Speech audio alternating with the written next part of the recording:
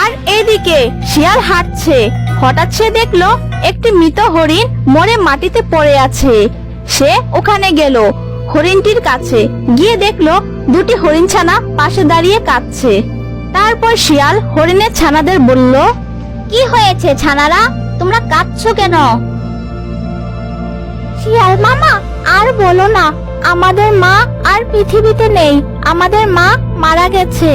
আমাদের মাকে এখন কোথায় কিভাবে কবর দিব? ও আচ্ছা, এই ব্যাপার।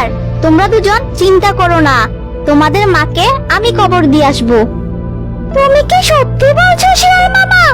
ভালোই হয়েছে তোমায় পেয়ে গেলাম। আমরা তো এখনো অনেক ছোট, আমরা তো আর কবর দিতে পারি না। হ্যাঁ, আমি সত্যি বলছি। আচ্ছা, তোমাদের বাড়ি কোথায়? রাতে তোমরা কোথায় ঘুমাবে?